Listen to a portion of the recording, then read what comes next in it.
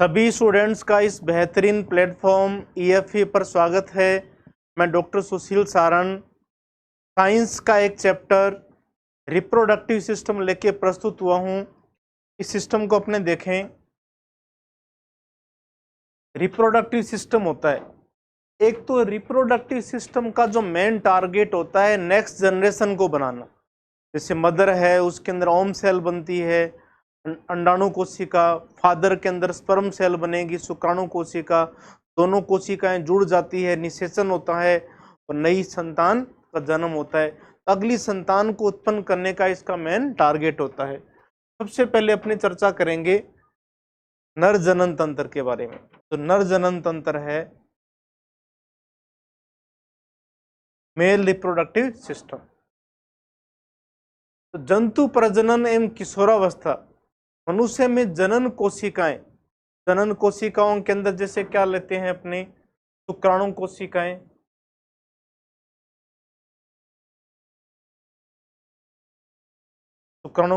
लेंगे।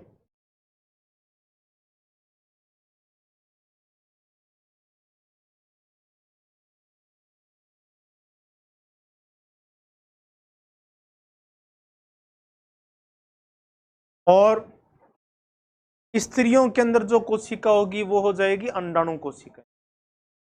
प्रकार से शुक्राणु कोशिकाएं और अंडाणु कोशिकाएं होती है, इनको उत्पन्न कौन करता है? जनन ग्रंथियां करती है।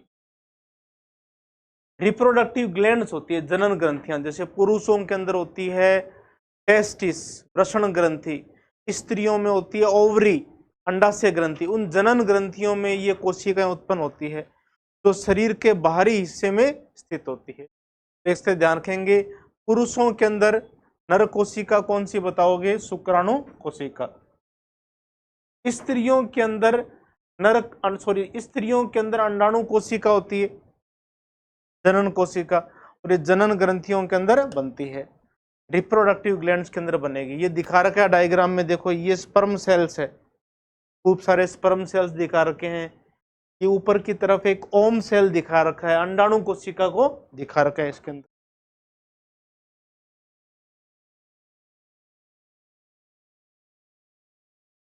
वृषण टेस्टिस, तो पुरुषों के अंदर जो है वो है वृषण ग्रंथि, टेस्टिस ग्लैंड्स होती है। पुरुषों में शुक्राणु के निर्माण के लिए आवश्यक तापमान शरीर के सामान्य तापमान से 2 से 2.5 डिग्री सेंटीग्रेड कम होना चाहिए। यानी शुक्राणु कोशिकाओं का जो निर्माण होता है स्पर्मेटोजेनेसिस, उसके निर्माण करने के लिए जो अपना शरीर का तापमान होता है बॉडी टेम्परेचर 37 डिग्री सेल्सियस, उस तापमान पे नहीं हो पाएगा, उससे कम तापमान चाहिए उसको, लगभग 2 से 2.5 डिग्री सेल्सियस कम तापमान चाहिए। इसीलिए तो क्या होते हैं, ये जो वृषण ग्रंथियां होती है, शुक्राणु कोशिकाएं हैं, टेस्टिस ग्लैंड्स होती है, वृषण ग्रंथियां हैं, ये मनुष्य के शरीर से बाहर पाई जाती है। 2 से 2.5 डिग्री सेल्सियस कम होना चाहिए, यानी लगभग कितना होना चाहिए? 34.5 डिग्री सेल्सियस से लेके 35.5 डिग्री सेल्सियस, इतना टेम्परेचर होना चाहिए।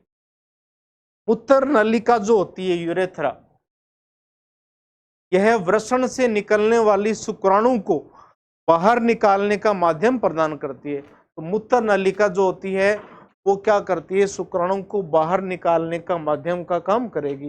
ये यूरेटर है, गर्भाशय है, ये पूरा मूत्र जनन मार्ग है, ये पूरा मूत्र जनन मार्ग है। तो आगे ग्रंथियों की भी चर्चा करेंगे अपने, इस प्रकार की प्रक्रिया होती है।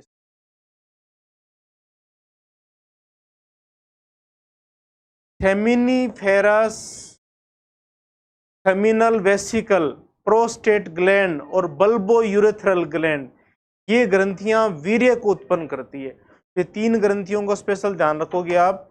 एक तो है सेमिनल वेसिकल, दूसरा है prostate gland, seminal vesicle, prostate gland और बल्बो यूरेथ्रल ग्लैंड, ये सारी ग्रंथियां वीर्य को उत्पन्न करती है। सीमन को बनाएगी, वीर्य को उत्पन्न करती है, और जो शुक्राणुओं को पोषण और संरक्षण प्रदान करती है। शुक्राणुओं को क्या करेगी? पोषण प्रदान करेगी और संरक्षण प्रदान करेगी। तो वीर्य को उत्पन्न करने वाली 3 ग्रंथियां कौन कौन सी है? सेमिनल वेसिकल, प्रोस्टेट ग्लैंड और बल्बो यूरेथ्रल ग्लैंड, 3 प्रकार की ग्रंथियां होती है। फिर अपना बात करें एपिडिडाइमिस, एपिडिडाइमिस और वास डेफरेंस। एपिडिडाइमिस और वास डेफरेंस है, ये वर्षण में उत्पन्न शुक्राणु एपिडिडाइमिस में परिपक्व होते हैं, मैच्योरेशन होगा। शुक्राणु कोशिकाओं का, स्पर्म सेल्स का जो मैच्योरेशन होगा, परिपक्वन होगा, वो किस में होगा? एपिडिडाइमिस में होगा, एपिडिडाइमिस में होगा। और वास डेफरेंसिया के माध्यम से यात्रा करते हैं। तो वास डेफरेंसिया के माध्यम से क्या करेंगे? इनमें ट्रांसपोर्टेशन होता है, एक स्थान से दूसरे स्थान पर जाते हैं। ये इस प्रकार की प्रक्रिया होती है।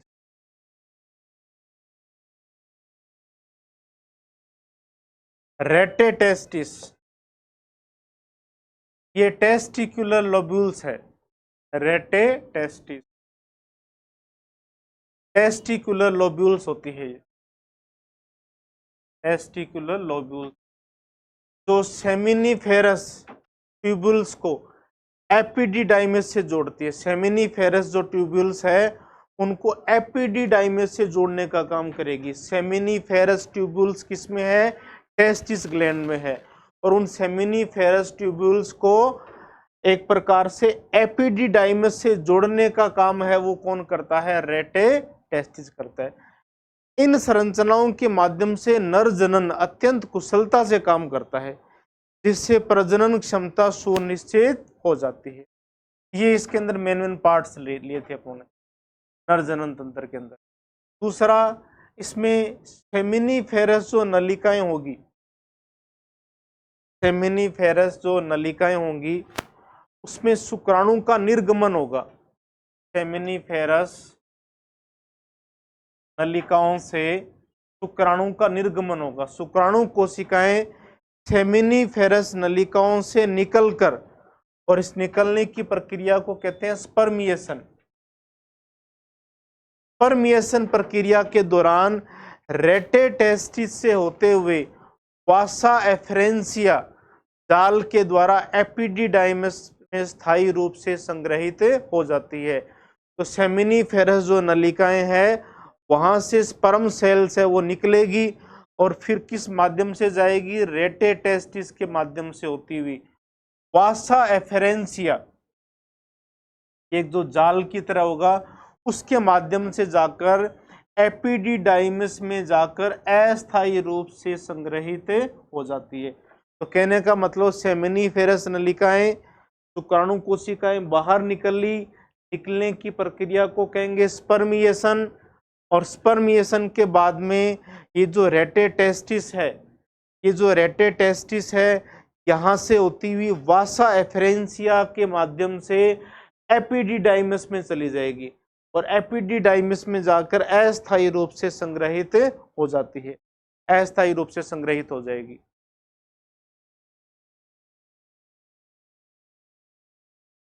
एपिडिडाइमिस से वासा डेफरेंसिया तक, उसके बाद में एपिडिडाइमिस है, वहां से वासा डेफरेंस तक। एपिडिडाइमिस में परिपक्व होने के बाद शुक्राणु कोशिका किसके माध्यम से निकलेगी? वासा डेफरेंसिया के माध्यम से शरीर में प्रवेश करेगी, शरीर में प्रवेश कर जाएगी और मूत्र जनन मार्ग में जाती है। फिर स्पर्म सेल्स मूत्र जनन मार्ग में जाएगी और मूत्र जनन मार्ग में ये जो ग्रंथियां पड़ी थी 3 प्रकार की अपनी, इन ग्रंथियों से मिलावट होगा। मूत्र जनन मार्ग में 3 जोड़ी ग्रंथियां हैं, सेमिनल वेसिकल, प्रोस्टेट और बल्बो यूरेथ्रल ग्लैंड, ये खुलती है, जो शुक्राणु कोशिकाओं के साथ में म्यूकस, विटामिन और खनिज लवणों का मिश्रण कर कर सीमेन तैयार कर देती है, सीमन को तैयार कर देगी। सीमन होता क्या है? इन 3 जोड़ी ग्रंथियों से निकलने वाला पदार्थ, पोषक पदार्थ और स्पर्म सेल्स ये मिलके बनाती है सीमन को बनाएगी, सीमन कोशिकाएं बनाएगी। और शुक्राणु कोशिकाएं हैं वो एपिडिडाइमस में परिपक्व होने के बाद में बाहर कैसे निकलती है, what is the process to come outside और sperm cells from vasa from epididymis, तो ये होगा किसके थ्रू होगा, वासा डेफरेंशिया के थ्रू होगा, वासा डेफरेंशिया के थ्रू बाहर निकलेगी।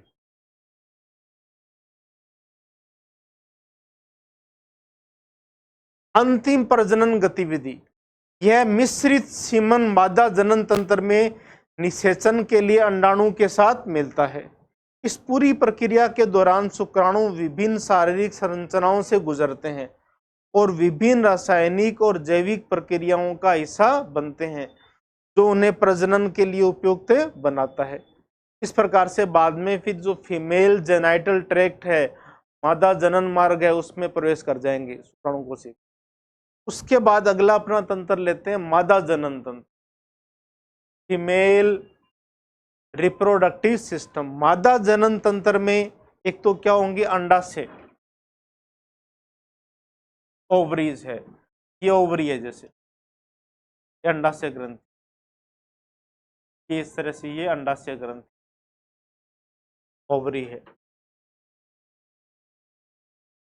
भ्रूणीय अवस्था में oogonia का निर्माण होता है। भ्रूणीय अवस्था में किसका निर्माण होगा, अंडाशय ग्रंथि में oogonia का निर्माण होता है, जो जन्म से वयस्क अवस्था तक oocyte में परिवर्तित हो जाती है, oocyte में परिवर्तित हो जाती है। तो भ्रूणीय अवस्था में अंडाशय ग्रंथि में किसका निर्माण होता है, in embryonic stage in ovary gland, what is the formation, oogonia, oogonia का निर्माण होता है। और भ्रूणीय अवस्था से वयस्क अवस्था तक कौन सी कोशिकाएं बनती है, भ्रूणीय अवस्था से वयस्क अवस्था तक बनती है oocyte, पहले oogonia और फिर oocyte। ये oocyte समसूत्री विभाजन के माध्यम से बढ़ती रहती है और ग्रेन्युलोसा कोशिकाओं के आवरण से घिरे प्राथमिक फोलिकल में विकसित हो जाती है। इसके चारों तरफ किसका आवरण हो जाएगा, ग्रेन्युलोसा का आवरण हो जाएगा। ग्रेन्युलोसा का आवरण होकर ये कन्वर्ट किस में हो जाएगी, प्राथमिक फोलिकल्स में। सबसे पहले भ्रूणीय अवस्था में बने oogonia, फिर वयस्क अवस्था तक बने oocyte, फिर oocyte में समसूत्री विभाजन होगा। समसूत्री विभाजन होने के बाद में इनके चारों तरफ ग्रेन्युलोसा कोशिकाओं का आवरण बन जाएगा। इससे प्राथमिक फोलिकल्स बन जाते हैं, प्राथमिक फोलिकल्स में विकसित हो जाएंगे। ये प्रक्रिया इसके अंदर चलेगी। और मासिक जो चक्कर होगा, उस मासिक चक्कर के अंदर मेंस्ट्रुअल साइकिल के अंदर, मेंस्ट्रुअल साइकिल मासिक चक्कर के अंदर फोलिकुलर चरण रहेगा। अब इसमें जैसे चरण है इस प्रकार से, ये पूरा एक साइकिल है जिसको कहते हैं मेंस्ट्रुअल साइकिल। लगभग 28 दिनों का चक्कर होता है, जिसमें माता मदर होती है, फीमेल जो है उसमें ब्लीडिंग होती रहती है चक्कर के माध्यम से, और अंडाणु कोशिकाएं निकलती रहती है। तो मासिक चक्कर या मेंस्ट्रुअल साइकिल, फोलिकुलर चरण मासिक चक्कर के प्राथमिक 5 दिनों में, मासिक चक्कर के प्राथमिक 5 दिनों में एंडोमेट्रियम की रक्त वाहिनियों के टूटने से रक्त निकलता है। तो स्टार्टिंग के अंदर क्या होगा, जो एंडोमेट्रियम है, गर्भाशय के अंदर की लेयर होती है, उसकी रक्त वाहिनियां टूटेगी और उससे क्या निकलेगा, ब्लड निकलेगा, रक्त निकलता है, जिसे मासिक धर्म या मेंस्ट्रुएशन कहते हैं। इसी प्रक्रिया को क्या बोलते हैं, मासिक धर्म, मेंस्ट्रुएशन साइकिल होता है कहते हैं। इस चरण में अंडाशय में नए फोलिकल का विकास होता है, ओव्यूलेशन। फोलिकल चरण के बाद ओव्यूलेशन होता है, जब परिपक्व oocyte फोलिकल से मुक्त होकर फैलोपियन ट्यूब की तरफ बढ़ता है। ओव्यूलेशन हुआ, ओव्यूलेशन के बाद में जो अंडाणु कोशिका है, oocytes है, वो फैलोपियन ट्यूब में जाएगी। तो यहां तक के पार्ट को वापिस समझो। मेंस्ट्रुअल साइकिल के प्राथमिक 5 दिनों के अंदर उसकी जो एंडोमेट्रियम की जो छत है उसके अंदर रक्त वाहिनियों के टूटने से ब्लड निकलेगा। उस ब्लड निकलने की प्रक्रिया को कहते हैं मासिक धर्म, मेंस्ट्रुएशन। और मेंस्ट्रुएशन होने के बाद में फिर ओव्यूलेशन होगा। ओव्यूलेशन हुआ और जो oocyte है, oocyte जो होंगे वो फोलिकल से मुक्त होकर फैलोपियन ट्यूब की ओर बढ़ते हैं, फैलोपियन ट्यूब की तरफ बढ़ेंगे। इस प्रकार की प्रक्रिया होती है। ये यहाँ पे इसमें देखोगे आप गर्भाशय दिखा रखा है पूरा, ये यूट्रस को दिखा रखा है, ये पूरे एक साइकिल को दिखाया हुआ है इस तरह से। इसको 28 डेज का मेंस्ट्रुअल साइकिल को इसमें शो कर रखा है आप।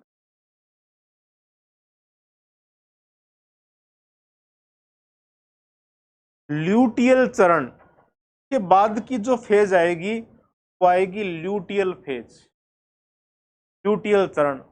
ओव्यूलेशन के बाद खाली फॉलिकल्स कार्पस ल्यूटियम में बदल जाते हैं। ओव्यूलेशन हुआ और जो खाली फॉलिकल्स होंगे वो कन्वर्ट किस में हो जाएंगे, कार्पस ल्यूटियम में, कार्पस ल्यूटियम में बदल जाते हैं, जो प्रोजेस्टेरोन हार्मोन का स्राव करते हैं। और इन्हीं कार्पस ल्यूटियम के द्वारा हार्मोन्स निकलेगा, प्रोजेस्टेरोन हार्मोन का निर्माण होता है। यह हार्मोन गर्भाशय की स्थिति में एंडोमेट्रियम को बनाए रखता है। इसी हार्मोन के द्वारा गर्भावस्था को मेंटेन रखा जाएगा। गर्भाशय के अंदर जो गर्भ का विकास होगा उसके विकास करने के लिए जो हार्मोन चाहिए, और वो हार्मोन कौन सा है, प्रोजेस्टेरोन, वो इसके लिए आवश्यक होता है। फिर अगली इसमें फेज लेंगे तो इसमें स्पेशल ध्यान रखोगे आप, ल्यूटियल फेज के अंदर ल्यूटियल जो चरण है वो क्या हुआ, उसके अंदर इसमें जो फॉलिकल है वो कन्वर्ट किस में हो गया, कार्पस ल्यूटियम में कन्वर्ट हो गया। और कार्पस ल्यूटियम में कन्वर्ट हो जाने के बाद में और उससे निकलता है प्रोजेस्टेरोन हार्मोन निकलता है, और वो प्रोजेस्टेरोन हार्मोन गर्भावस्था की स्थिति को बनाए रखेगा। मेंस्ट्रुअल फेज, यदि निषेचन नहीं होता है, निषेचन नहीं हुआ, मान लो निषेचन नहीं होता है तो कार्पस ल्यूटियम घुल जाएगी और प्रोजेस्टेरोन का स्तर गिर जाता है। निषेचन नहीं हुआ तो जो कार्पस ल्यूटियम है वो बिल्कुल घुल के खराब हो जाएगा बिल्कुल, और प्रोजेस्टेरोन हार्मोन का जो लेवल बढ़ा हुआ था वो क्या हो जाएगा, डाउन हो जाएगा। प्रोजेस्टेरोन का हार्मोन का स्तर कम हो जाता है, जिससे एंडोमेट्रियम की परत गिरने लगती है और नया मासिक चक्कर शुरू हो जाता है, और एंडोमेट्रियम की परत वापस गिरने लग जाएगी और उसके बाद में नया मासिक चक्कर शुरू हो जाता है। इस प्रकार से ये साइकिलिंग चलती रहती है। निषेचन नहीं हुआ तो कार्पस ल्यूटियम है, वो कार्पस ल्यूटियम वापस क्या हो जाएगा, घुल जाएगा, और प्रोजेस्टेरोन हार्मोन का लेवल कम हो जाएगा, और वो फिर एंडोमेट्रियम के अंदर की लेयर है वो वापस ब्लीडिंग स्टार्ट कर देगी। इस प्रकार से चक्कर वापस शुरू हो जाता है। मादा जनन तंत्र की यह प्रक्रिया न केवल प्रजनन के लिए बल्कि हार्मोन संतुलन और स्वास्थ्य के हिसाब से भी महत्वपूर्ण होती है। तो ये सारा जो सिस्टम होता है ये हार्मोनल होता है, पूरा का पूरा हार्मोनल बैलेंस रहता है मादा जनन तंत्र का सिस्टम।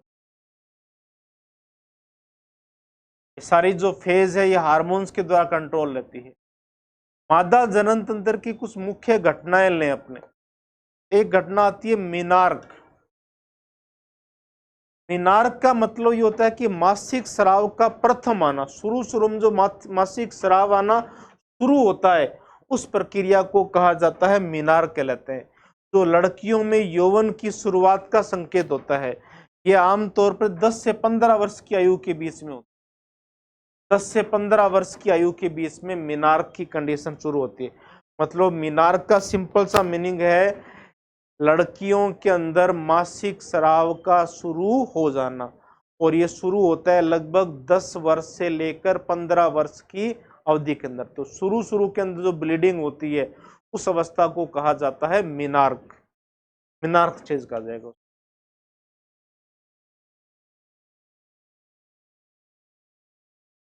फिर टर्म आती है मेनोपॉज। मेनोपॉज जब लगभग 50 वर्ष की उम्र हो जाएगी, 50 वर्ष की उम्र में महिलाओं में मासिक चक्कर का स्थायी रूप से रुक जाना, मासिक चक्कर स्थायी रूप से क्या हो जाएगा, रुक जाएगा, इसे कहते हैं मेनोपॉज। मासिक चक्कर का स्थायी रूप से रुक जाना, 50 वर्ष के बाद में ये जो मेंस्ट्रुअल साइकिल है स्टॉप हो जाएगा, इस अवस्था को कहते हैं मेनोपॉज। डायग्राम में भी दिखा रखा है, मीनार्क की अवस्था दिखा रखी है, शुरू के अंदर तो मासिक चक्कर आता है, बाद में ये इसकी पूरी फेज बता रखी है, मेंस्ट्रुएशन की फेज 12 से लेके 50 साल तक रहेगी, और 50 वर्ष के बाद में मेनोपॉज हो जाएगा। मेनोपॉज, मीनार्क, मेंस्ट्रुएशन और मेनोपॉज, ये अवस्थाएं होती है इसमें। शुरू की अवस्था तो हो जाएगी मीनार्क, और फिर चलेगी मेंस्ट्रुएशन फेज, और फिर लास्ट में होती है मेनोपॉज। ये ध्यान रखेंगे इस प्रकार से।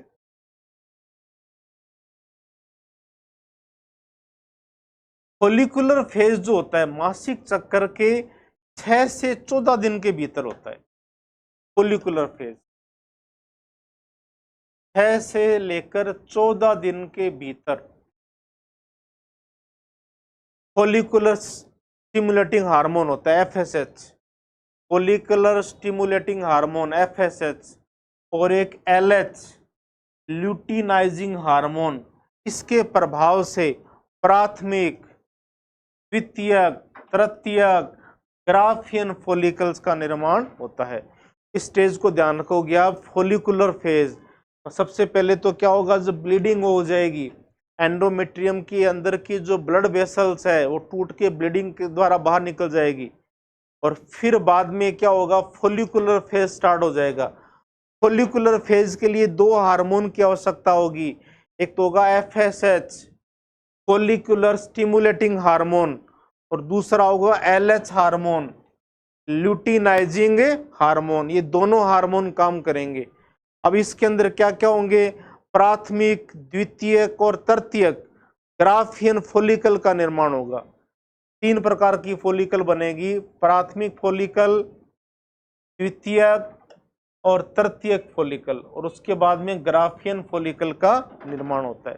तो ये 2 हार्मोन इसको कंट्रोल रखेंगे, तो एफएसएच और एलएच, दोनों हार्मोन के द्वारा ये फेज कंट्रोल रहती है, फोलिकुलर फेज थी।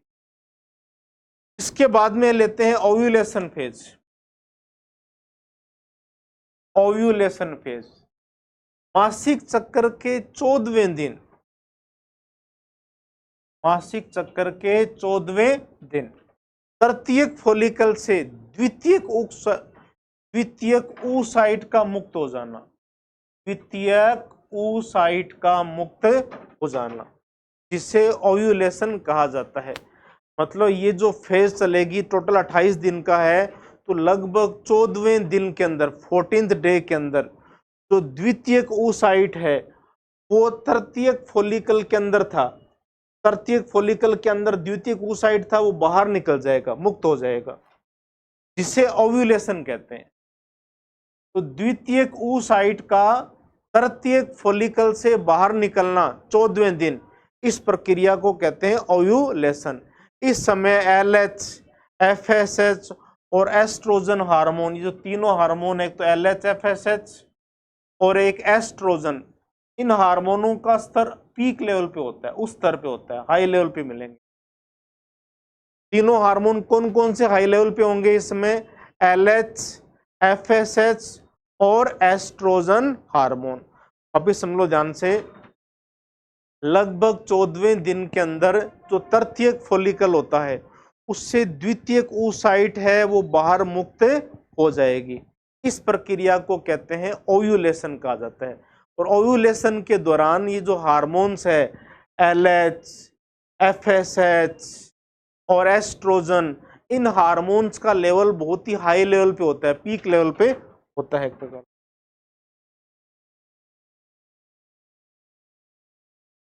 फैलोपियन ट्यूब में निषेचन मुक्त oocyte फैलोपियन ट्यूब के एम्पुला वाले भाग में पहुंच जाएगा। एम्पुला वाले भाग में जाए, फैलोपियन ट्यूब के पार्ट होते हैं इस प्रकार से, एम्पुलरी रीजन में पहुंच जाएगा, एम्पुला वाले भाग में पहुंच जाता है, जहां यह शुक्राणु कोशिका के साथ निषेचन करती है। और एम्पुला वाले भाग में पहुंच गया ये ओम सेल, और वहां पे जो स्पर्म सेल है उसके साथ में फर्टिलाइजेशन होगा, के साथ में क्या होगा, निषेचन होगा। दोनों कोशिकाओं का, दोनों जनन कोशिकाओं का आपस में निषेचन हो जाएगा।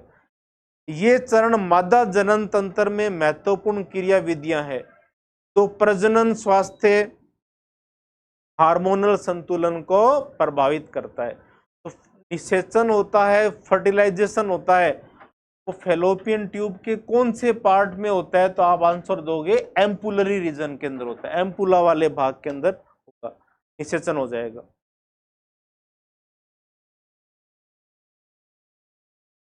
निषेचन की बाद की अवस्थाएं, निषेचन के बाद क्या होगा उस कंडीशन को भी अपने जैसे देखें।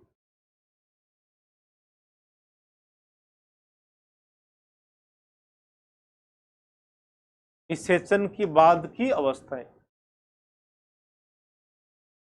कार्पस ल्यूटियम का निर्माण हो जाएगा। तो लगातार गर्भावस्था को मेंटेन रखना है तो हार्मोन चाहिए प्रोजेस्टेरोन, और प्रोजेस्टेरोन हार्मोन कहां से निकलता है, कार्पस ल्यूटियम से। कार्पस ल्यूटियम का निर्माण हो जाएगा।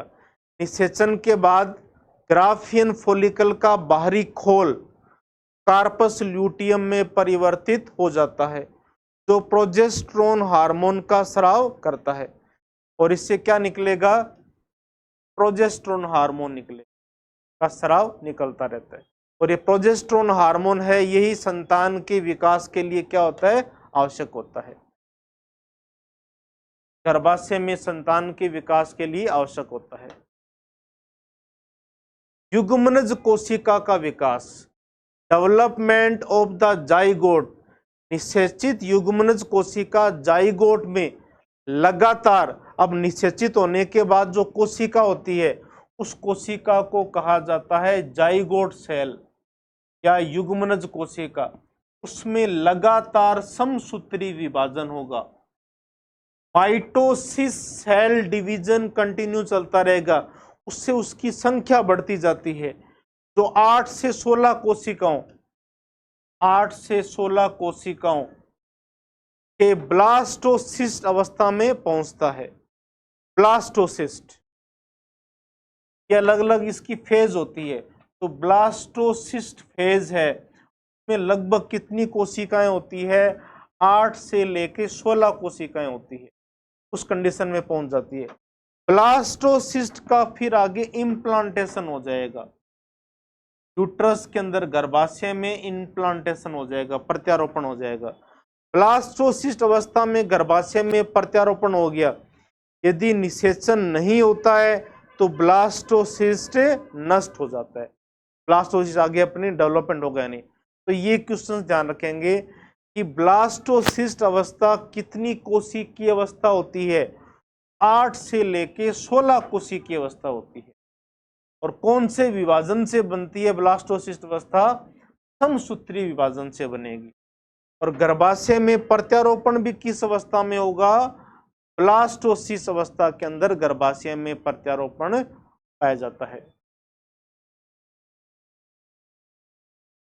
फिर आता है ट्रोफोब्लास्ट, अलग अलग फेज है ये ट्रोफोब्लास्ट,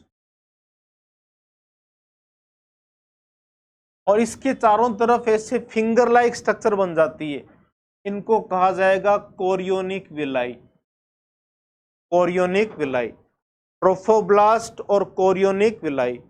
ब्लास्टोसिस्ट की बाहरी परत ट्रोफोब्लास्ट में विकसित होती है और अंगुली नुमा संरचना कोरियोनिक विलाई बन जाती है, जो प्लेसेंटा के माध्यम से पोषक पदार्थ प्रदान करती है। और इसको पोषक पदार्थ कौन प्रदान करेगा, प्लेसेंटा करेगा, प्लेसेंटा के माध्यम से पोषक पदार्थ प्रदान करती है। वापिस समझेंगे इसमें, ट्रोफोब्लास्ट और कोरियोनिक विलाई।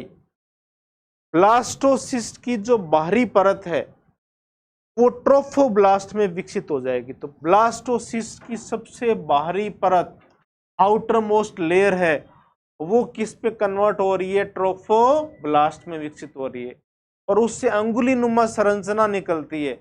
उन अंगुली नुमा संरचनाओं को कहा जाता है कोरियोनिक विलाई, कोरियोनिक विलाई। और वही सारी संरचनाएं, अंगुली नुमा संरचनाएं हैं, ये मिलके बना देगी प्लेसेंटा को, बना देगी और उससे पोषक पदार्थ प्राप्त करती रहती है। तो वापिस इसको रिकॉल कर लो, ब्लास्टोसिस्ट है, उसकी सबसे बाहर की जो परत है वो परत बनाएगी ट्रोफोब्लास्ट, ट्रोफोब्लास्ट। और ट्रोफोब्लास्ट से अंगुली नुमा संरचनाएं निकलती है, उन संरचनाओं को कहेंगे कोरियोनिक विलाई। और वो कोरियोनिक जो विलाई है वही किसका निर्माण करती है? प्लेसेंटा का निर्माण करती है, प्लेसेंटा का फॉर्मेशन करेगी। और प्लेसेंटा के माध्यम से क्या होता है? पोषण पदार्थ उसको पहुंचते रहते हैं, जिससे कोशिकाओं का विभाजन लगातार चलता रहता है। एम्ब्रियोनिक डेवलपमेंट, एम्ब्रियोनिक विकास। ट्रोफोब्लास्ट से निकलने वाली जो कोशिकाएं हैं, ट्रोफोब्लास्ट से निकलने वाली कोशिकाएं परतों में बदलने लग जाएगी। सबसे बाहर वाली परत एक्टोडर्म, बीच वाली मीजोडर्म और सबसे अंदर वाली एंडोडर्म परतों में विभाजित होने लगती है। तो ट्रोफोब्लास्ट सबसे बाहर की तरफ तो एक्टोडर्म, फिर मीजोडर्म और फिर एंडोडर्म लेयर में कन्वर्ट होना शुरू हो जाती है। इन परतों से ऊतकों और अंगों का निर्माण होता है। प्रथम माह में हृदय, फर्स्ट मंथ में हार्ट, दूसरे मास में हाथ पैर लिम्स और तीसरे मास में अधिकांश बड़े अंगों का निर्माण होगा, अधिकांश बड़े अंगों का निर्माण हो जाता है। इस प्रकार से होता है। तो प्रथम मास में तो क्या बनेगा? हार्ट बनेगा। दूसरे मास के अंदर हाथ पैरों का निर्माण होगा और तीसरे महीने के अंदर जो अधिकांश बड़े अंग है उनका निर्माण होना शुरू हो जाएगा। इस प्रकार की प्रक्रिया होती है। गर्भावस्था के दूसरे और तीसरे ट्राइमेस्टर, अब इसमें इसको ट्राइमेस्टर में डिवाइड कर देते हैं। जैसे टोटल 9 महीने का टाइम पीरियड होता है, 3 महीने के टाइम पीरियड को कहेंगे ट्राइमेस्टर। तीसरा ट्राइमेस्टर यानी 6 महीने के बाद की कंडीशन, 7वां, 8वां और 9वां महीना, थर्ड ट्राइमेस्टर। तो गर्भावस्था के दूसरे और तीसरे ट्राइमेस्टर के विकास की प्रक्रिया। दूसरा जो ट्राइमेस्टर होता है उसमें आंखों का और बालों का विकास होता है। दूसरे ट्राइमेस्टर में आंखों और बालों का विकास होगा। गर्भावस्था के दूसरे ट्राइमेस्टर 6 महीने के पूर्ण होने पर शिशु की आंखें और बाल विकसित हो जाते हैं। इस समय तक अन्य बुनियादी शारीरिक संरचनाएं जैसे कि कान, हाथ और पैर तो पहले ही विकसित हो चुके होते हैं। तो कहने का मतलब आंखों का और बालों का जो विकास हुआ है मनुष्य के अंदर गर्भावस्था के दौरान, वो दूसरे ट्राइमेस्टर के दौरान होता है, सेकंड ट्राइमेस्टर के अंदर होगा, दूसरे ट्राइमेस्टर के अंदर 4, 5 और 6 महीने के अंदर होगा। 6 महीने तक हो जाएगा। इस प्रकार स्पेशल ध्यान रखेंगे। आंखों का और बालों का विकास कौन से ट्राइमेस्टर में होगा? दूसरे ट्राइमेस्टर में हो जाएगा, 6 महीने तक हो जाएगा। दूसरा ट्राइमेस्टर कहां तक होता है? 6 महीने तक। 4th, 5th और 6th मंथ होगा, वहां तक होगा एक प्रकार से। तीसरा ट्राइमेस्टर, थर्ड ट्राइमेस्टर को देखें। तीसरा ट्राइमेस्टर है, इसमें पूर्ण विकास हो जाएगा। तीसरा ट्राइमेस्टर कहां तक होगा? 9 महीने तक का पूर्ण विकास हो जाता है। इस दौरान शिशु के अंगों में वृद्धि होगी। अंग जो बन गए वो धीरे धीरे डेवलप्ड होंगे, वृद्धि होगी, उनमें परिपक्वता आएगी, मैच्योरिटी आती है, जिसमें मस्तिष्क का विकास और न्यूरोलॉजिकल फंक्शन महत्वपूर्ण होते हैं। न्यूरोलॉजिकल फंक्शन महत्वपूर्ण होते हैं। ये ट्राइमेस्टर है इसका, तीसरा ट्राइमेस्टर है, अंगों की वृद्धि होगी, परिपक्वता आएगी और मस्तिष्क का विकास हो जाएगा, पूरा का पूरा कंप्लीट डेवलपमेंट हो जाएगा। ये दिखा रखा है इसके अंदर थर्ड ट्राइमेस्टर। थर्ड ट्राइमेस्टर में संतान के पूर्ण विकास की प्रक्रिया को दिखाया दिया गया। वीक में देखें अपने तो ये 40 वीक हो जाएंगे। 9 महीने का जो है टाइम ड्यूरेशन वो 40 वीक के अंदर कन्वर्ट हो जाएगा, 40 वीक रहेगा।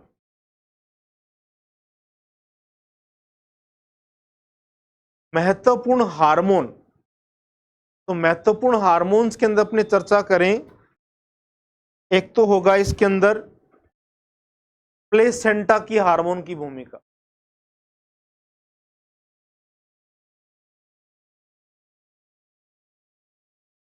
प्लेसेंटा जो है, प्लेसेंटा की हार्मोनल भूमिका, प्लेसेंटा अंतःस्रावी ग्रंथि की तरह काम करता है, एंडोक्राइन ग्लैंड की तरह काम करता है, जो मुख्यतः 2 हार्मोन छोड़ता है। प्लेसेंटा से 2 हार्मोन छूटेंगे, एक तो होगा HCG, human chorionic gonadotropin, human chorionic gonadotropin hormone HCG। तो गर्भावस्था की शुरुआती अवस्था में निकलता है, ये मुख्य रूप से जो गर्भावस्था के टिके रहने के लिए सुनिश्चित करता है। गर्भावस्था बनी हुई है, इसका मतलब हार्मोन्स कौन सा निकलता रहेगा, HCG निकलता रहेगा, ह्यूमन कोरियोनिक गोनेडोट्रोपिन हार्मोन। दूसरा प्लेसेंटा से निकलता है HPL, human placental lactogen, human placental lactogen. यह हार्मोन गर्भवती माता में प्लेसेंटल लैक्टोजन वर्ड आ रहा है, लैक्टो वर्ड मिल्क के लिए आता है, तो स्तन विकास को प्रोत्साहित करता है, स्तन ग्रंथियों के विकास को क्या करेगा, प्रोत्साहित करेगा और शिशु को पोषण प्रदान करने में सहायता करता है। तो ये 2 हार्मोन है प्लेसेंटा के अंदर। एक तो प्लेसेंटा कौन सी ग्रंथि की तरह काम करती है, हार्मोन बनाती है प्लेसेंटा, साथ में ये अंतःस्रावी ग्रंथि की तरह भी काम कर रही है। अब इस ग्रंथि से 2 हार्मोन ले रहे हैं अपने, एक तो है ह्यूमन कोरियोनिक गोनेडोट्रोपिन HCG, गर्भावस्था के टिके रहने के लिए सुनिश्चित करता है। दूसरा है HPL, human placental lactogen, human placental lactogen. यह हार्मोन गर्भवती माता में स्तन विकास को प्रोत्साहित करता है और शिशु को पोषण प्रदान करने में मदद करता है, पोषण प्रदान करने में मदद करेगा। 2 हार्मोन लिए अपने, कोरियोनिक गोनेडोट्रोपिन और प्लेसेंटल लैक्टोजन। फिर है प्रसव पीड़ा, लेबर पेन और ऑक्सीटोसिन की भूमिका। तो प्रसव पीड़ा जो होती है, 9 महीने का टाइम ड्यूरेशन पूरा हो गया, फिर गर्भाशय की मांसपेशियों में संकुचन प्रारंभ हो जाएगा, कॉन्ट्रैक्शन होगा, उस कॉन्ट्रैक्शन की प्रक्रिया को कहते हैं प्रसव पीड़ा, और उसके लिए हार्मोन कौन सा चाहिए, ऑक्सीटोसिन। ऑक्सीटोसिन हार्मोन की भूमिका होती है उसमें। ऑक्सीटोसिन और प्रसव पीड़ा संतान के पूर्ण विकास हो जाने के बाद शिशु के जन्म को उत्तेजित करने के लिए ऑक्सीटोसिन हार्मोन का स्राव होता है, जो गर्भाशय के मायोमेट्रियम में, गर्भाशय की मसल लेयर होती है मायोमेट्रियम में संकुचन का कारण बन जाती है, कॉन्ट्रैक्शन होगा और प्रसव पीड़ा को उत्पन्न करता है। तो प्रसव पीड़ा को उत्पन्न कौन सा हार्मोन उत्पन्न करता है, तो आंसर क्या जाएगा, ऑक्सीटोसिन। ऑक्सीटोसिन हार्मोन गर्भाशय की कौन सी लेयर के अंदर संकुचन उत्पन्न करेगा, मायोमेट्रियम, बीच वाले लेयर, मसल्स वाले लेयर में संकुचन का कारण उत्पन्न करता है, कॉन्ट्रैक्शन उत्पन्न करेगा। संतान के जन्म और जनन स्वास्थ्य में हार्मोन की भूमिका। ऑक्सीटोसिन के अलावा एक हार्मोन और भी है, रिलैक्सिन हार्मोन। दोनों हार्मोन है, एक तो ऑक्सीटोसिन और रिलैक्सिन हार्मोन। ऑक्सीटोसिन हार्मोन तो क्या करता है, प्रसव पीड़ा उत्पन्न करेगा और गर्भाशय की संकुचन की क्रिया को बढ़ावा देता है। जबकि रिलैक्सिन हार्मोन है, ये हार्मोन जननांग प्रदेश के स्नायु, लिगामेंट्स वगैरह, जननांग प्रदेश के स्नायु और लिगामेंट्स को ढीला करने में मदद करता है। लिगामेंट्स में ढीलापन ला देगा, जिससे प्रसव के दौरान आसानी हो जाती है, संतान का जन्म आसानी से हो जाता है। तो लिगामेंट्स के अंदर जो हल्का सा रिलैक्सेशन लेके आता है, वो कौन सा हार्मोन लेके आएगा? रिलैक्सिन हार्मोन लेके आता है। रिलैक्सिन हार्मोन के द्वारा कम होता है। प्रारंभिक दूध और संतान की सुरक्षा। संतान के जन्म के बाद में शुरू का जो मिल्क होता है, प्राथमिक जो दूध होता है, उस दूध को कहा जाता है कोलेस्ट्रम। क्या बोला जाएगा? कोलेस्ट्रम कहा जाएगा। संतान के जन्म के बाद पहले 5 दिनों में माता से निकलने वाला प्रारंभिक दूध होता है, 5 दिनों तक निकलेगा ये शुरू के अंदर, और इसी को कहा जाता है कोलेस्ट्रम कहा जाता है। यह दूध नवजात शिशु के लिए अत्यंत महत्वपूर्ण होता है, क्योंकि इसमें अनेक प्रकार के एंटीबॉडी होते हैं। और ये जो कोलेस्ट्रम है, इसमें अनेक प्रकार के एंटीबॉडी तत्व है, जो संतान की रोगों से सुरक्षा करता है, इम्यूनिटी पावर प्रदान करेगा। एक तरह से बहुत ही इंपॉर्टेंट होता है। डॉक्टर्स इसको सजेस्ट करते हैं कि माता की स्तन ग्रंथियों से निकलने वाला स्टार्टिंग का दूध अवश्य पिलाएं, कंपलसरी होता है। उससे बच्चों की इम्यूनिटी पावर डेवलप हो जाती है। तो स्टार्टिंग से 5 दिनों के अंदर जो दूध निकलता है, उस दूध को क्या बोलेंगे? कोलेस्ट्रम कहेंगे, कोलेस्ट्रम। और कोलेस्ट्रम के अंदर क्या होते हैं? एंटीबॉडी होते हैं, जो रोगों से सुरक्षा करते हैं। एंटीबॉडी क्या करेंगे? रोगों से सुरक्षा करेंगे, रोगों से सुरक्षा करने का काम करते। STD, sexual transmitted disease. जनन स्वास्थ्य में जनन अंगों का रूप से स्वस्थ होना। रिप्रोडक्टिव हेल्थ का मतलब जनन स्वास्थ्य के जो अंग है, जनन अंग है, वो स्वस्थ है, स्वस्थ होना, जनन अंगों का स्वस्थ होना शामिल है, जिसमें एसटीडी, सेक्सुअली ट्रांसमिटेड डिजीज, जैसे सिफिलिस, गोनोरिया और हर्पीज के बारे में जागरूकता महत्वपूर्ण है। कुछ इस प्रकार की डिजीज होती है जो सेक्सुअली कॉन्टैक्ट से फैलती है, सेक्सुअली ट्रांसमिटेड डिजीज है। इसमें अपने देखें सिफिलिस होता है, सिफिलिस, गोनोरिया, हर्पीज आदि जो सेक्सुअली ट्रांसमिटेड डिजीज है, इनके बारे में भी अपने चर्चा करेंगे। तो जनन स्वास्थ्य का मतलब एक तो जनन अंगों का क्या होना? स्वस्थ होना, और दूसरा सेक्सुअली ट्रांसमिटेड जो डिजीज है, सिफिलिस, गोनोरिया, हर्पीज, इनके बारे में भी अपने इसमें चर्चा करेंगे, के बारे में इसमें चर्चा की जाएगी।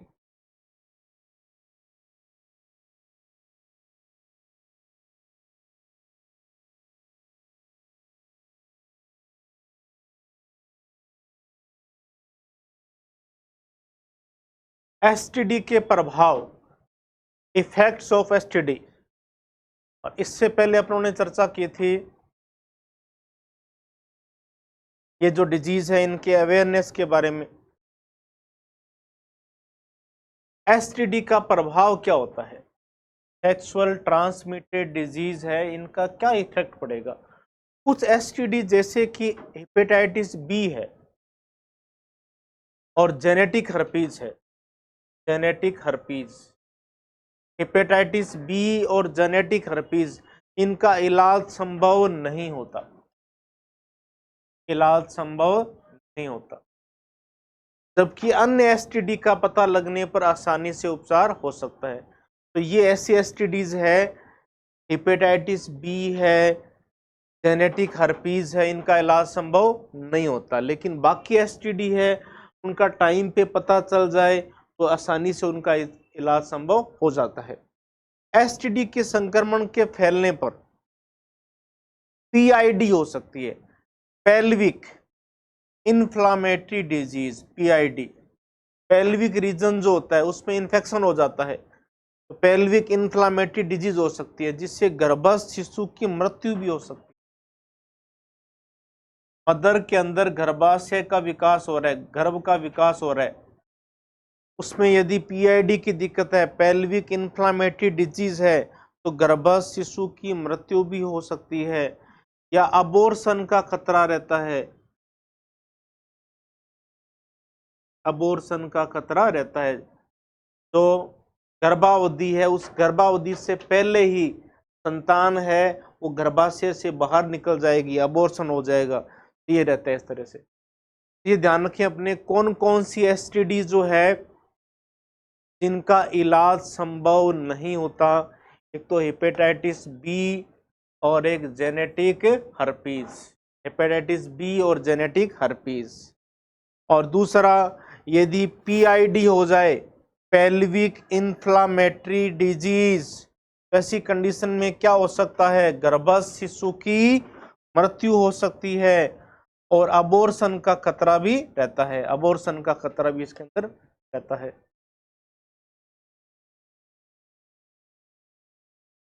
जनसंख्या वृद्धि और इसके प्रभाव, impact of population growth, population growth day by day हो ही रही है, इस पॉपुलेशन ग्रोथ का क्या इम्पैक्ट पड़ेगा, जनसंख्या वृद्धि का प्रभाव क्या पड़ेगा। जनसंख्या वृद्धि के प्रभाव, एक तो जनसंख्या वृद्धि ज्यादा होगी तो सभी संतानों को प्रॉपर रूप से न्यूट्रिशन नहीं मिल पाएगा, पोषण नहीं मिल पाएगी, उचित शिक्षा नहीं मिल पाएगी, और आवास की सुविधाएं, ये मेन 3 चीजें हैं, पोषण, शिक्षा और आवास, इनकी सुविधाओं पर प्रभाव पड़ेगा जनसंख्या वृद्धि का। जब जनसंख्या अधिक बढ़ती है तो संतानों को पोषण, शिक्षा, आवास आदि सुविधाएं गुणवत्तापूर्ण नहीं मिल पाती, इससे सामाजिक और आर्थिक विकास पर नकारात्मक प्रभाव पड़ता है, सामाजिक सोशली डेवलपमेंट नहीं हो पाएगा,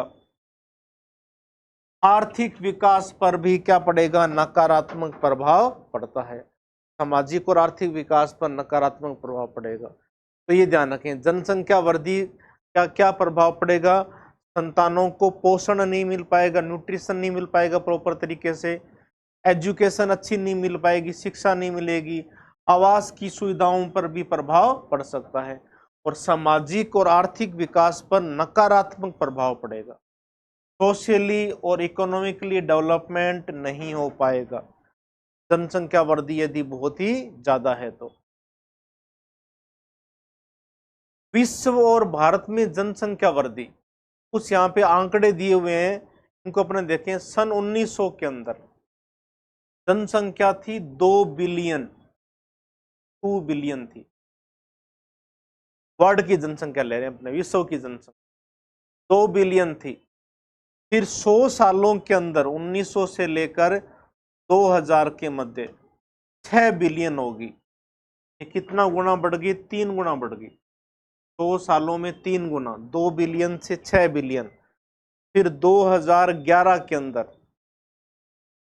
11 सालों के बाद 7.2 बिलियन, 7.2 बिलियन, यानी 11 सालों के अंदर कितना बिलियन बढ़ गई, 1.2 बिलियन। तो ये जनसंख्या ध्यान रखेंगे अपने, 1900 के अंदर 2 बिलियन, सन 2000 के अंदर 6 बिलियन, और 2011 के अंदर टोटल हो जाएगी 7.2 बिलियन। भारत की जनसंख्या देखें अपने, इंडिया की जनसंख्या देखें तो 1947 में जब भारत आजाद हुआ था तो भारत की जनसंख्या मात्र 350 मिलियन थी,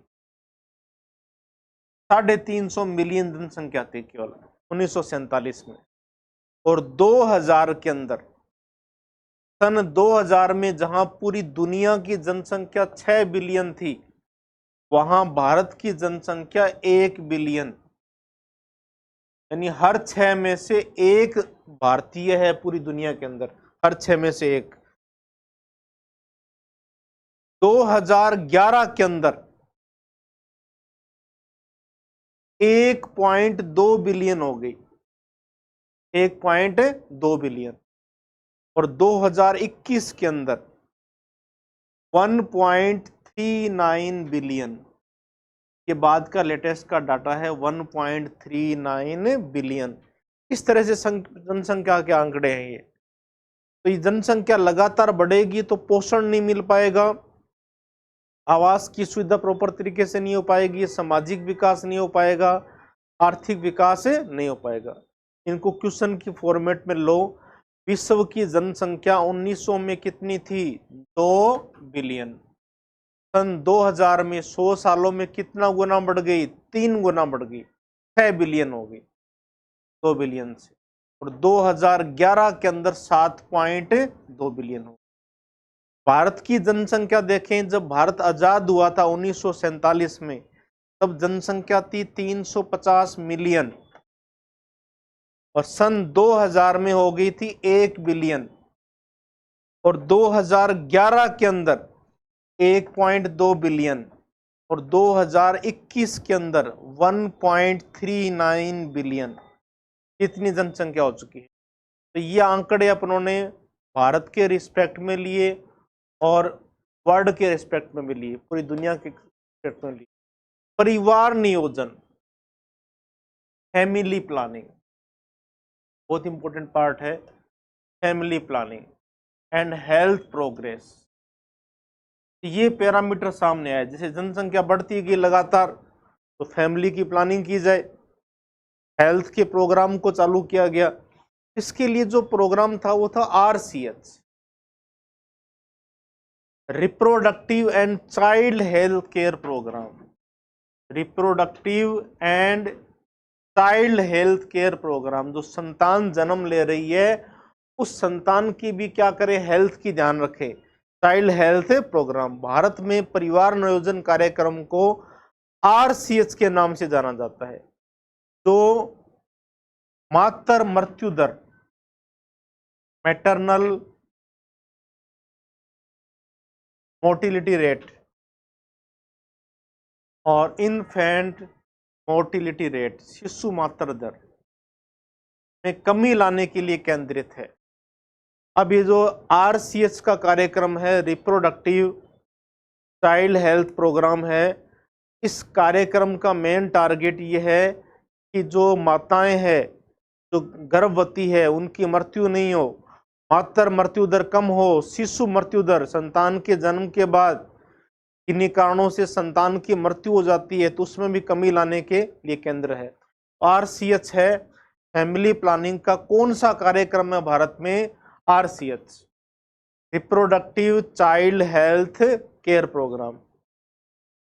और इस रिप्रोडक्टिव चाइल्ड हेल्थ प्रोग्राम का मेन टारगेट कौन कौन सी दरों को कम करना है? एक तो MMR, मैटरनल मोर्टिलिटी रेट, और IMR, शिशु मृत्यु दर। मातृ मृत्यु दर और शिशु मृत्यु दर की दर को कम करना इसका मेन टारगेट है। इसका टारगेट को कम करना है।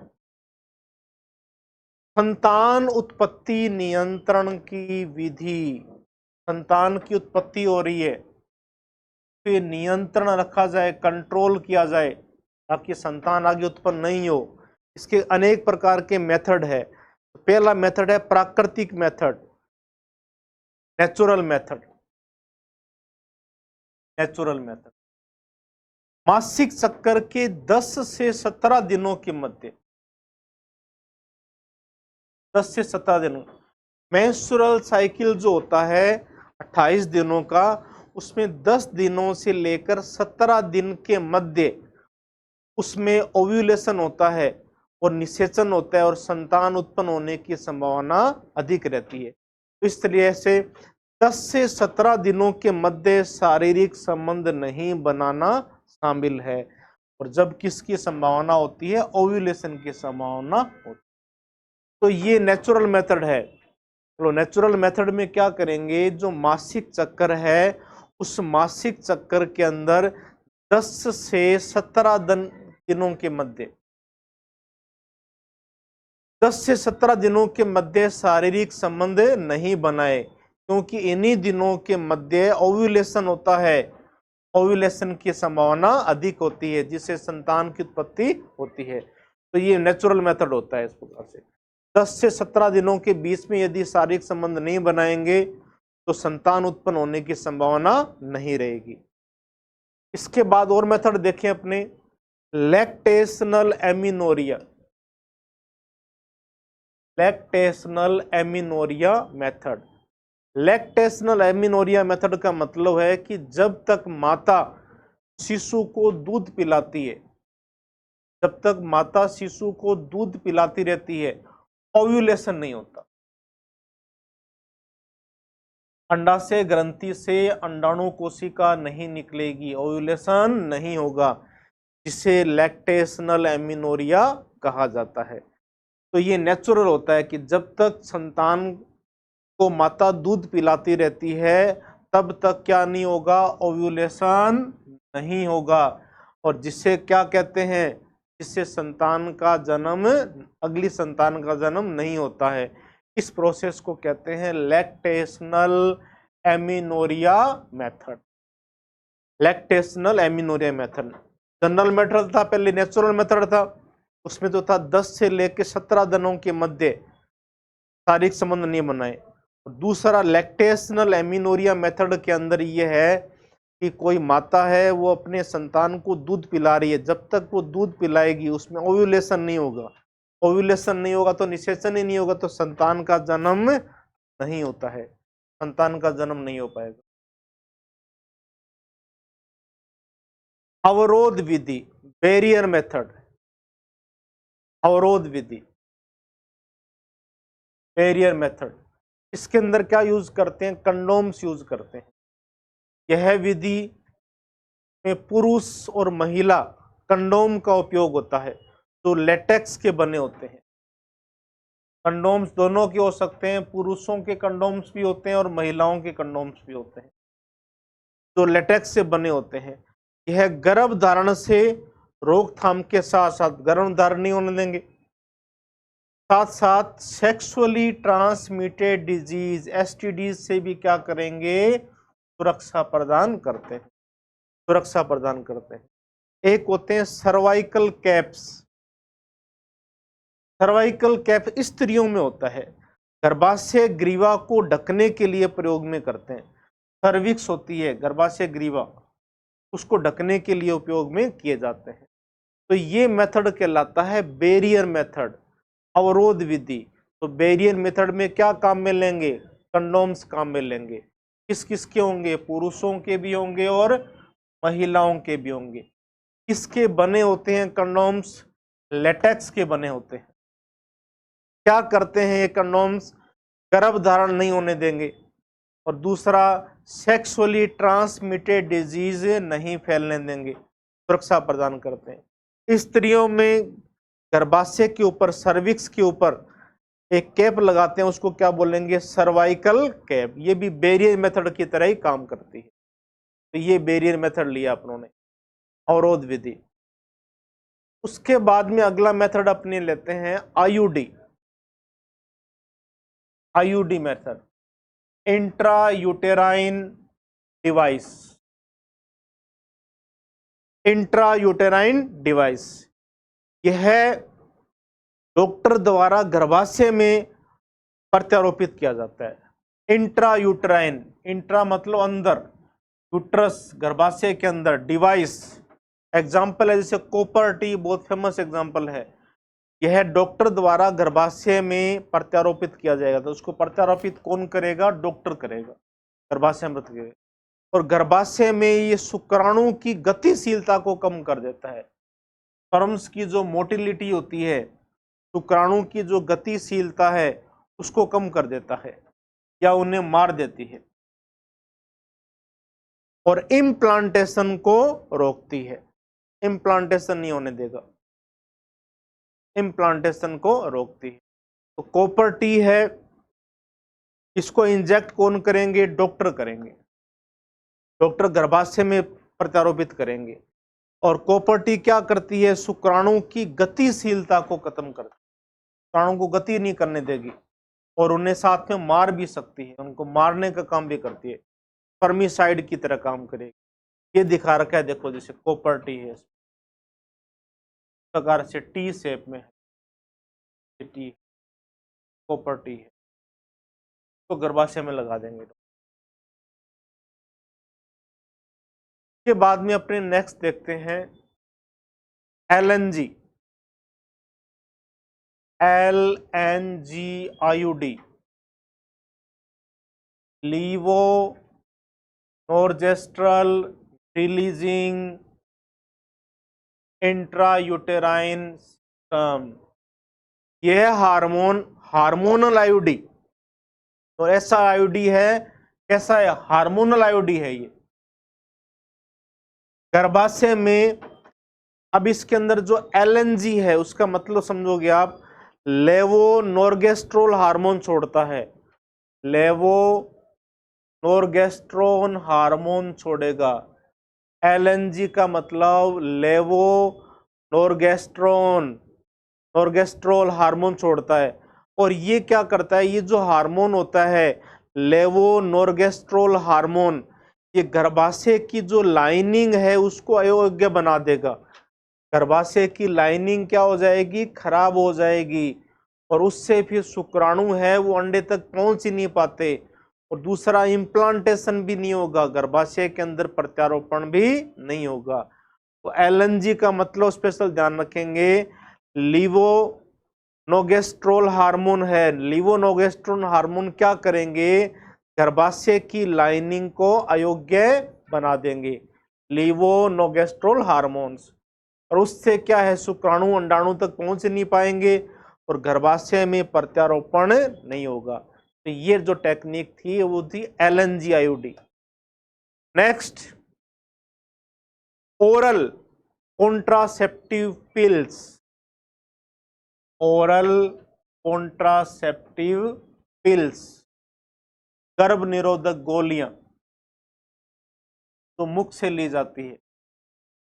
ओरल कॉन्ट्रासेप्टिव पिल्स जो होती है वो एक तो एस्ट्रोजन और प्रोजेस्टेरोन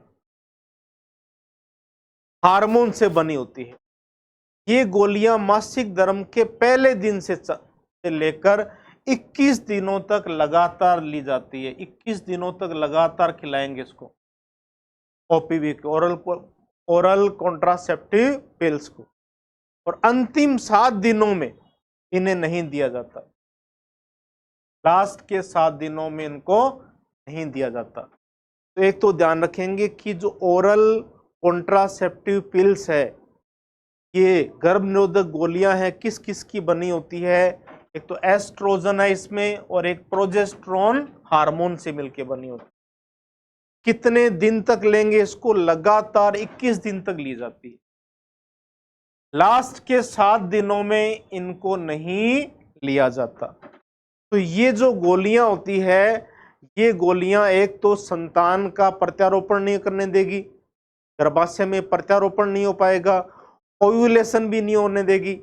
इस तरह से दोनों हार्मोन्स काम करेंगे इसमें, एस्ट्रोजन और प्रोजेस्टेरोन। इसके बाद अपने देखें नेक्स्ट, कुछ इनके साइड इफेक्ट है OPV के।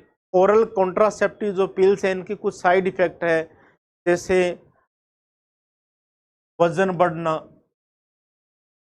मूड स्विंग होना, मूड लगातार एक जैसा नहीं रहना, मासिक चक्कर में अनियमितता, ब्लीडिंग कहीं ज्यादा हो जाना या बिल्कुल ही कम होना, इस तरह से चक्कर आना, इस तरह के नोजिया, मतली जिसको बोलते हैं, चक्कर आना, इस तरह के लक्षण बनेंगे। तो ओरल कॉन्ट्रासेप्टिव पिल्स है ये बिल्कुल सेफ नहीं है, इनको लेने के कारण अपने कुछ साइड इफेक्ट भी आते हैं। साइड इफेक्टों में देखें, एक तो क्या है, जी घबराता है, वजन बढ़ जाता है, मूड स्विंग करता रहता है, और मासिक जो चक्कर है उसमें अनियमितता आ जाती है, मासिक चक्कर में अनियमितता आ जाती है। इस प्रकार के लक्षण इसके अंदर मिलते हैं।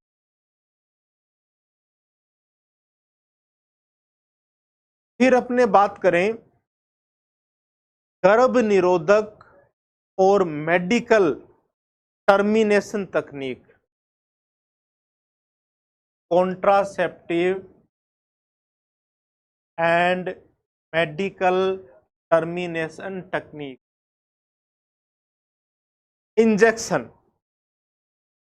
इंजेक्शन भी दिए जाते हैं, हार्मोन्स के इंजेक्शन होंगे ये, जैसे टेबलेट थी पहले, ऐसे इंजेक्शन किसके होंगे, हार्मोन्स के होंगे। और ये किस किस से मिलके बने होते हैं, या तो इसमें हार्मोन होता है प्रोजेस्टेरोन, और प्रोजेस्टेरोन हार्मोन का इंजेक्शन दे दिया तो ये हार्मोन्स क्या करेगा, ओव्यूलेशन नहीं होने देगा, अंडाशय ग्रंथि में अंडाणु कोशिका नहीं बनेगी। दूसरा, इसमें प्रोजेस्टेरोन और एस्ट्रोजन हार्मोन का कॉम्बिनेशन होता है, दोनों हार्मोनों का कॉम्बिनेशन होता है, और जो ओव्यूलेशन को रोक देते हैं, ओव्यूलेशन को रोकते हैं, और गर्भाशय की लाइनिंग को ऐसा बनाते हैं कि गर्भ धारण करना क्या हो जाता है, मुश्किल हो जाता है। तो ये इंजेक्शन किसके बने हुए हैं, हार्मोन्स के बने हुए हैं, हार्मोनल इंजेक्शन है, प्रोजेस्टेरोन प्लस एस्ट्रोजन हार्मोन के इंजेक्शन है ये, ओव्यूलेशन को रोकते हैं ये। दूसरा, गर्भधारण को ये मुश्किल बना देते हैं, गर्भधारण को मुश्किल कर देंगे ये।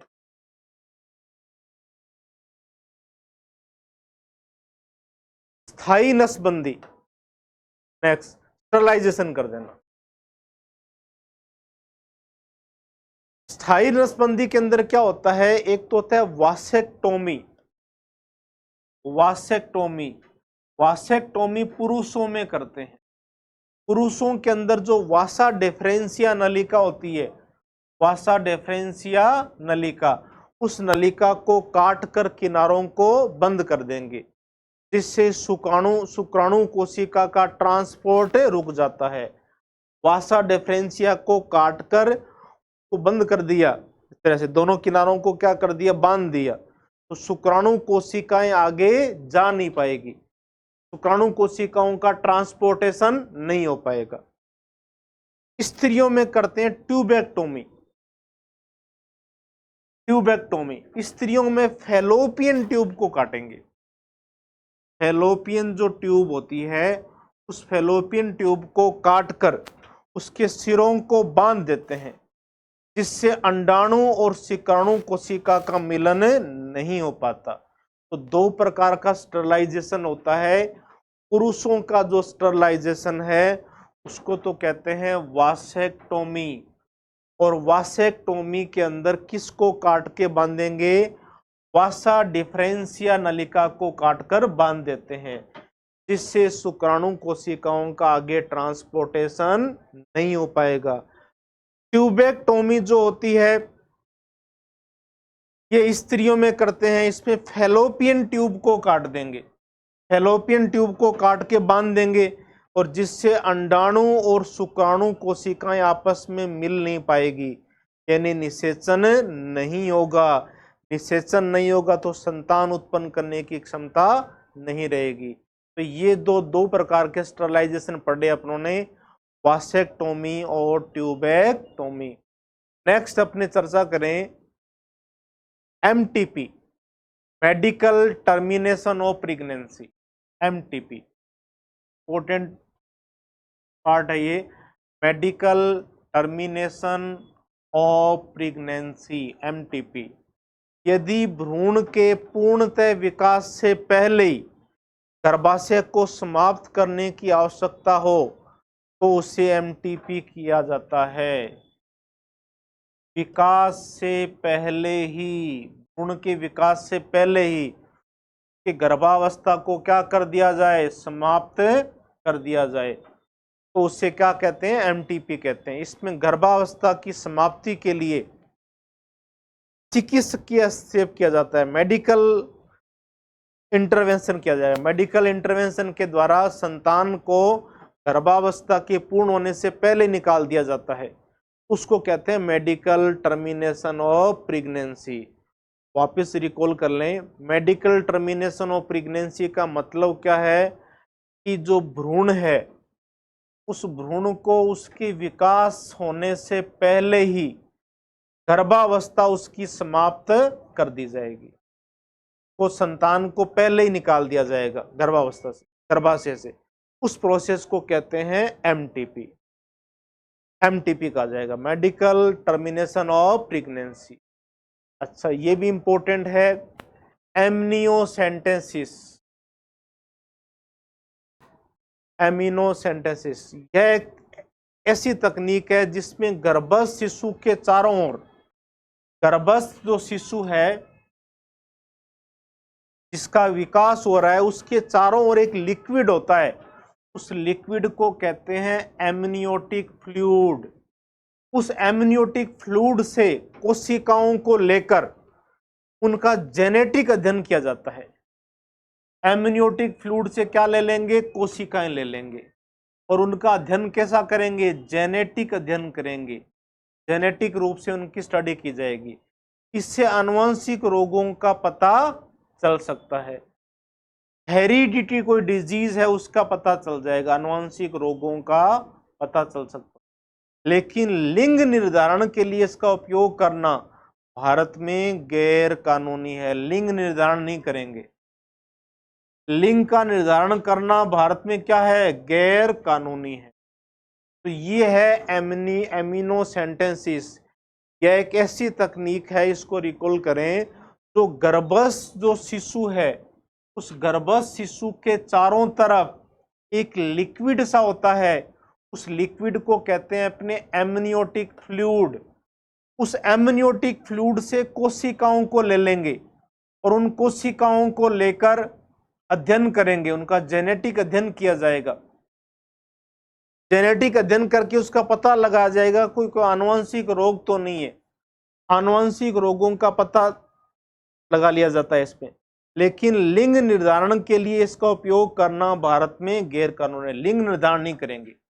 इन कोशिकाओं से लिंग का पता भी चल सकता है, मेल है फीमेल चाइल्ड है, वो करना भारत में गैर कानूनी है। कौन सा फ्लूइड लिया जाता है इसके अंदर? एमनियोटिक फ्लूइड लिया जाता है इसकी कोशिकाओं से। कौन से रोगों का पता लगाया जाएगा? आनुवंशिक रोगों का पता लगाया जाता है, आनुवंशिक रोगों का पता लगाया जाता है। इसके बाद देखिए नेक्स्ट अपने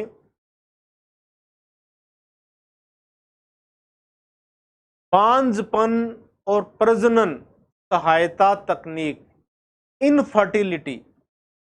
कोई ऐसी पेरेंट्स है जिनमें संतान उत्पन्न नहीं हो रही, इनफर्टिलिटी है, तो उनको कौन सी तकनीकें सहायता करें ताकि उनमें संतान का जन्म हो जाए? बांझपन के कारण, सबसे पहले बांझपन के कारण देखें। महिलाओं में बांझपन के क्या क्या कारण हो सकते हैं? अंडाणु कोशिकाओं का नहीं बनना, अंडाणु कोशिका बन ही नहीं रही है, ये बांझपन का कारण हो सकता है। फैलोपियन ट्यूब का विकास नहीं होना, फैलोपियन ट्यूब डेवलप नहीं हो पाई है। गर्भाशय में प्रत्यारोपण नहीं होना, ये मेन 3 कारण है बांझपन के महिलाओं के अंदर। एक तो अंडाणु कोशिकाएं नहीं बन रही, दूसरा फैलोपियन ट्यूब का विकास नहीं हो पाया, यदि अंडाणु कोशिका बन भी रही है तो उसका निषेचन नहीं हो पाएगा फैलोपियन ट्यूब के विकास नहीं होने के कारण। और दूसरा, गर्भाशय में प्रत्यारोपण नहीं हो पा रहा, गर्भाशय में कोई प्रॉब्लम है, अंदर यूट्रस के अंदर इम्प्लांटेशन नहीं हो पा रहा, गर्भाशय में प्रत्यारोपण नहीं हो पा रहा। तो ये कंडीशन है बांझपन के कारणों के अंदर। पुरुषों में बांझपन, पुरुषों के बांझपन का कारण क्या है? एक तो शुक्राणु कोशिकाओं का नहीं बनना, शुक्राणु कोशिकाएं नहीं बन रही। दूसरा, शुक्राणु कोशिकाएं बन भी रही है तो उनकी गतिशीलता में अत्यधिक कमी है, हल्का हल्का मूवमेंट कर रही है, गति नहीं कर रही शुक्राणु कोशिका। शुक्राणु कोशिका जब गति ही नहीं करेगी तो निषेचन नहीं हो पाएगा। तो ये बड़े कारण रहते हैं, शुक्राणु कोशिकाओं का नहीं बनना और दूसरा गतिशीलता की अत्यधिक कमी होना। इसके कारण क्या होगा? संतान उत्पन्न नहीं हो पाएगी। प्रजनन सहायता तकनीक, अब कौन कौन सी प्रजनन सहायता तकनीक इसमें अपने काम में लें? इसके अंदर अपने देखें, एक तकनीक आती है IVF, इन विट्रो फर्टिलाइजेशन। यदि फैलोपियन ट्यूब का विकास नहीं हो पाया है, फैलोपियन ट्यूब डेवलप नहीं हो पाई है, तो लैंगिक कोशिकाओं का निषेचन प्रयोगशाला में करेंगे। लैंगिक कोशिकाएं ले लेंगे और उन लैंगिक कोशिकाओं को लेकर लेबोरेटरी के अंदर प्रयोगशाला में उनका क्या करेंगे, निषेचन कराया जाएगा। और जो निषेचित जायगोट है उसको ब्लास्टोसिस्ट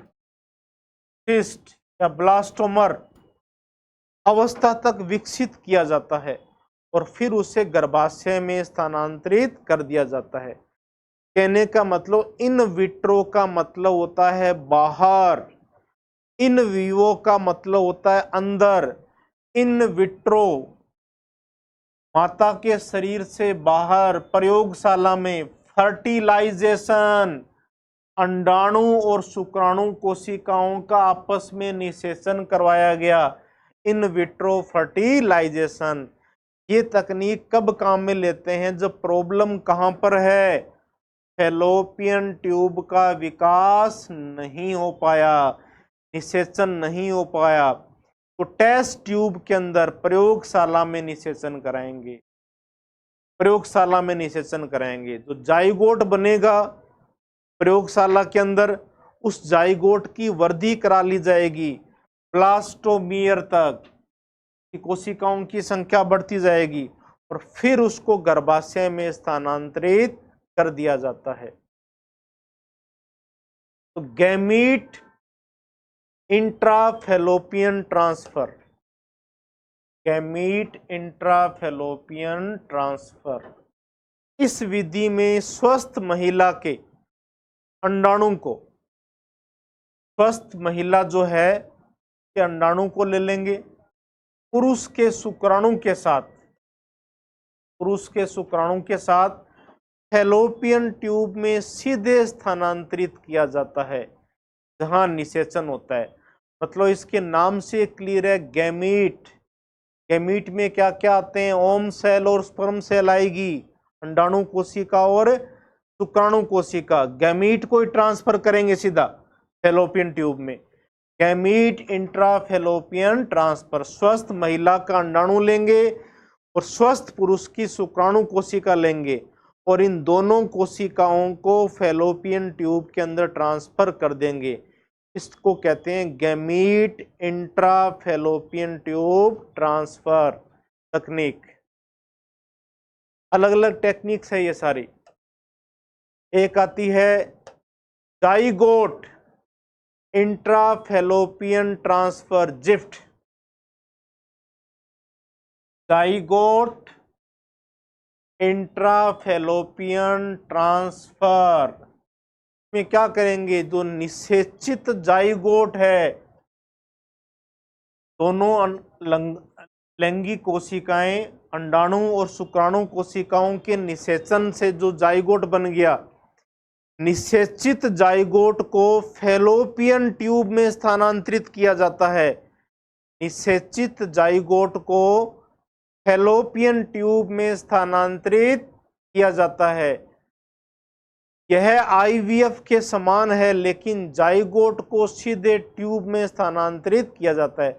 लगभग आईवीएफ की तरह ही है, लेकिन इसके अंदर क्या करते हैं कि जो जाइगोट है, निषेचित जाइगोट, उसको सीधा ही ट्यूब में स्थानांतरित कर देते हैं। जाइगोट को फैलोपियन ट्यूब में ट्रांसफर कर दिया सीधा ही, ब्लास्टोमियर अवस्था नहीं आने दी, पहले ही कर दिया इसमें। तो जाइगोट इंट्राफैलोपियन ट्रांसफर तकनीक।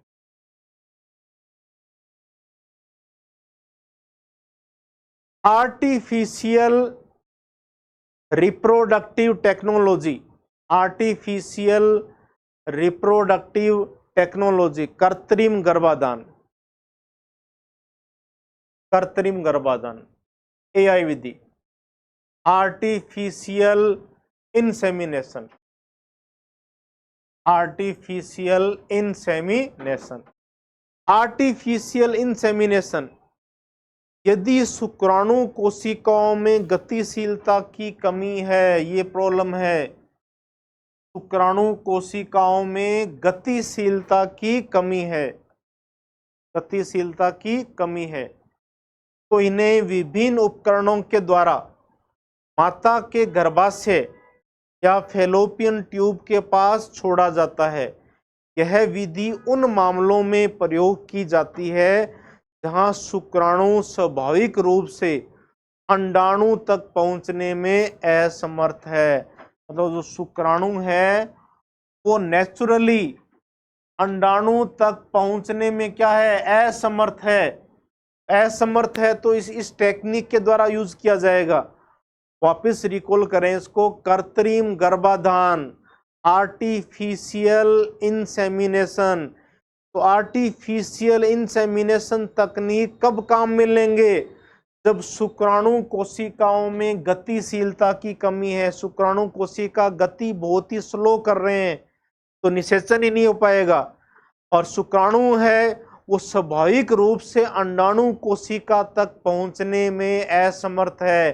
तो मशीनों के द्वारा इस तरह से शुक्राणु कोशिकाओं को आगे छोड़ा जाता है। इसको कहते हैं आर्टिफिशियल इंसेमिनेशन, एआई तकनीक इसको कहा जाएगा। Intracytoplasmic sperm injection, intracytoplasmic sperm injection, ICSI, intracytoplasmic sperm injection. यदि शुक्राणु कोशिका में अंडाणु कोशिका को भेदने की क्षमता नहीं है, अंडाणु कोशिका को भेदने की क्षमता नहीं है, किसमें, शुक्राणु कोशिका में। शुक्राणु कोशिका का हेड पावरफुल नहीं है, उसमें विशेष प्रकार के एंजाइम्स नहीं बन रहे जिससे वो एंट्री नहीं कर पाएगा। तो इंजेक्शन के द्वारा शुक्राणु कोशिका को सीधे अंडाणु कोशिका के साइटोप्लाज्म में छोड़ेंगे। तो शुक्राणु कोशिकाओं को इंजेक्शन में भर लिया जाएगा और अंडाणु कोशिका का जो साइटोप्लाज्म है उसमें इंजेक्शन लगा दिया जाएगा, और ताकि शुक्राणु कोशिका डायरेक्ट अंडाणु कोशिका के साइटोप्लाज्म में चले जाएंगे। यह विधि शुक्राणु की अत्यंत कम गतिशीलता, अत्यंत लो मोटिलिटी या अन्य मुद्दों के मामले में प्रयोग की जाती है। इसको अपने देखें, इंट्रासाइटोप्लाज्मिक स्पर्म इंजेक्शन। यदि शुक्राणु कोशिकाओं में भेदने की क्षमता नहीं है तो वो शुक्राणु कोशिका अंडाणु कोशिका के साइटोप्लाज्म में जा नहीं पाएगा, तो इंजेक्शन के द्वारा उनको अंदर की तरफ छोड़ा जाता है, साइटोप्लाज्म में इंजेक्शन के द्वारा छोड़ा जाता है। और इसमें ये तकनीक कब काम में लेते हैं, जब शुक्राणु कोशिका की गतिशीलता बहुत ही कम है, लो मोटिलिटी है, बहुत ही कम गतिशीलता होती है। तो साइटोप्लाज्म में, अंडाणु के साइटोप्लाज्म में स्पर्म सेल्स का, शुक्राणु कोशिकाओं को इंजेक्शन के द्वारा छोड़ते हैं। इसको नाम दे दिया गया इंट्रासाइटोप्लाज्मिक स्पर्म इंजेक्शन। अब आर्टिफिशियल रिप्रोडक्टिव टेक्नोलॉजी की चुनौतियां हैं कुछ। एक तो ये सभी विधियां क्या है, बहुत ही महंगी पड़ती है और विभिन्न शहरों के सभी केंद्रों पर उपलब्ध नहीं होती, सभी सेंटरों पर उपलब्ध नहीं है। सामाजिक और नैतिक कारणों से भी कुछ समाजों में इन विधियों को अपनाने में हिचकिचाहट रहती है, कुछ सोशली इश्यूज है, उसके कारण इसको, इन विधियों को प्राप्त करना मुश्किल होता है। एक तो सबसे पहला कारण तो एक महंगी होती है, नॉर्मल पर्सन तो इसको काम में ले नहीं पाएंगे, अधिकांश सेंटरों पे उपलब्ध नहीं होती है, और सामाजिक और कुछ कारणों के कारण इसको प्राप्त करना हिचकिचाहट रहती है, इसलिए यह विधि इतना प्रभावशाली नहीं होती है।